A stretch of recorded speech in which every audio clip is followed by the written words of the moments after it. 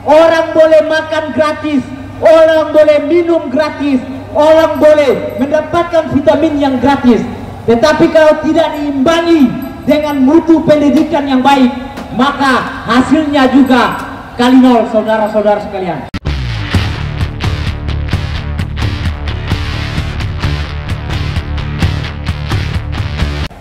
Namun sampai hari ini, saudara-saudara sekalian, pemuda di belahan negara di dunia manapun selalu menjadi catatan penting dalam proses perjalanan bangsa. Hari ini bangsa Indonesia yang sebentar lagi memasuki usia ke-80 tahun, sedangkan Hari Sumpah Pemuda telah memasuki usia ke-96 tahun. Saudara-saudara sekalian, di pemerintahan Presiden Prabowo ada program prioritas, yakni makan bergizi gratis, saudara-saudara sekalian. Di tahun 2045 mendatang, Indonesia memasuki satu abad di mana generasi-generasi Indonesia dianggap penting untuk menopang pembangunan Indonesia menuju Indonesia emas, saudara-saudara sekalian.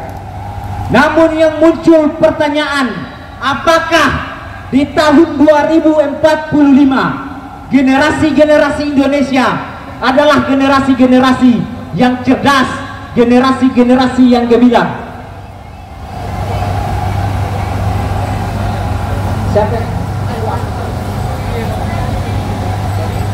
Saudara-saudara sekalian, kita mengapresiasi program makan gizi gratis untuk seluruh anak-anak dan ibu-ibu hamil.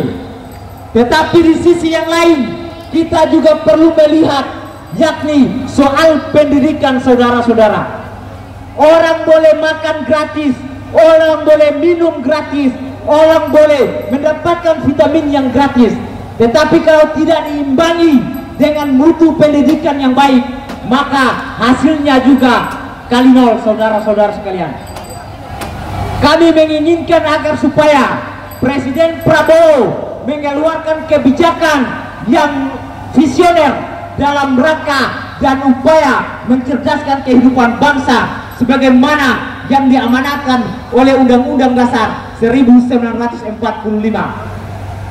Saudara-saudara sekalian, hasil survei menunjukkan bahwa pendidikan di Indonesia masuk di dalam peringkat 15 besar pendidikan termahal di atas dunia. Kemudian saudara-saudara sekalian, bahwa hari ini kita ketahui alokasi anggaran APBN untuk pendidikan di tahun 2025 adalah alokasi anggaran terbesar sepanjang sejarah alokasi anggaran APBN di sektor pendidikan. Namun, apakah yang terjadi di dalam sistem pendidikan Negara Kesatuan Republik Indonesia? Hari ini, survei juga menunjukkan, saudara-saudara sekalian, bahwa di tahun 2023 hanya 31,sekian% siswa SMA atau setingkat SMA yang melanjutkan ke perguruan tinggi. Artinya, ada 60% yang tidak melanjutkan studi ke jenjang perguruan tinggi, saudara-saudara sekalian. Hal ini mengindikasikan bahwa biaya pendidikan yang begitu mahal berdampak kepada siswa dan siswi Indonesia yang tidak melanjutkan studinya ke jenjang yang lebih tinggi, saudara-saudara sekalian. Ini adalah paradoks yang harus diuraikan oleh pemerintah Indonesia. Dalam hal ini adalah hari ini adalah pemerintah yang dipimpin oleh Presiden Prabowo Subianto. Hal-hal yang berkaitan dengan ini perlu diuraikan bersama oleh semua golongan, kaum muda, kaum miskin kota, mahasiswa dan lain sebagainya. Kita menginginkan agar supaya menuju Indonesia emas adalah bukan sekedar angka-angka satu abad Indonesia merdeka, tetapi diisi oleh generasi-generasi yang cerdas, generasi-generasi yang unggul, dimulai dari sistem pendidikan yang baik, dari pendidikan yang gratis yang diberikan kepada warga negaranya. Hari ini juga saudara-saudara sekalian, kalau kita kembali membuka lembaran undang-undang tentang sistem pendidikan nasional. Di sana hanya diuraikan bahwa wajib belajar dari SD hanya sampai di tingkat SMA. Namun yang perlu dipertanyakan adalah kalau wajib belajar dari tingkat dasar SD, TK sampai di SMA, yang menjadi pertanyaan adalah apakah negara tidak bertanggung jawab atas bagaimana anak-anak bangsa melanjutkan tingkat studinya di jenjang yang lebih tinggi, yakni perguruan tinggi, saudara-saudara sekalian. Survei juga, banyak survei membuktikan bahwa banyak anak-anak Indonesia yang tidak melanjutkan pendidikannya ke jenjang yang lebih tinggi dikarenakan biaya yang cukup mahal, dikarenakan situasi latar belakang ekonomi yang tidak mendukung, saudara-saudara sekalian.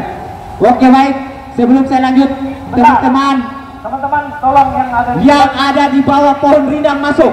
Kalau tidak mau masuk, keluar. Yang ada di bawah pohon rindang, yang ada di bawah pohon, tolong merapat di bawah barisan. Teman-teman, ayo. Orasi ini tidak akan kita lanjut kalau kita semua mahasiswa. Berapa jumlah kita korban? Berapa jumlah kita korban? Mohon ketua dilanjut, silakan. Oke, baik. Hidup mahasiswa, Hidup! hidup pemuda Indonesia, Hidup! baik rekan-rekan, kawan-kawan yang kemudian hadir hari ini. Ini adalah sejarah dan momentum yang kemudian kita hadir di depan Istana Negara, kawan-kawan. Tidak lain, tidak bukan untuk menyampaikan kepada Bapak Presiden Republik Indonesia terpilih yang kemudian beberapa minggu yang lalu dilantik, untuk kemudian bisa mendengarkan suara-suara mahasiswa dan pemuda Republik Indonesia. Kehadiran kita tidak lain, tidak bukan untuk kemudian meminta kepada Bapak Presiden Republik Indonesia Prabowo Subianto untuk segera mengeluarkan kebijakan pendidikan gratis dari tingkat dasar sampai dengan perguruan tinggi. Semangat kawan-kawan, semangat kawan-kawan. Untuk itu rekan-rekan, kawan-kawan yang kemudian hadir hari ini adalah pemuda dan mahasiswa yang sadar betul bahwa bangsa hari ini tidak terlepas dari gerakan yang kemudian dibangun, gerakan yang kemudian ada komitmen dari Jong Java, Jong Celebes, Jong Sumatera, dan Jong Java yang kemudian mendeklarasikan diri, mengikrarkan diri untuk kemudian mengakui bertumpah darah satu, tumpah darah tanah Indonesia, berbahasa Indonesia dan berbahasa Indonesia, kawan-kawan. Hadir hari ini kawan-kawan mahasiswa yang kemudian dipaksa, yang kemudian didoktrin untuk kemudian melihat situasi bangsa hari ini, kawan-kawan.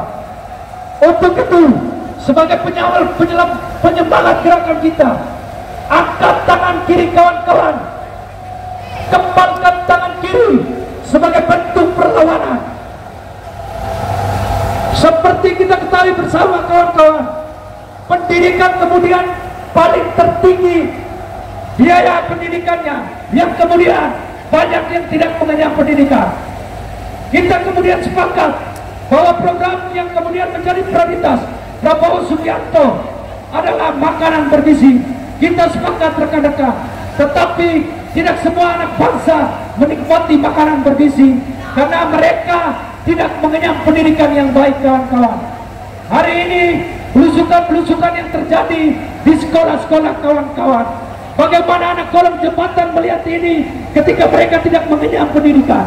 Untuk itu, jika program yang kemudian pendidikan gratis bisa dicanangkan, maka saya yakin dan percaya kepada Allah Subhanahu wa Ta'ala, yang kemudian saya percaya bahwa teman-teman semua bisa mengenyam pendidikan dengan baik dan bisa menyongsong Indonesia 2045, Indonesia emas, kawan-kawan.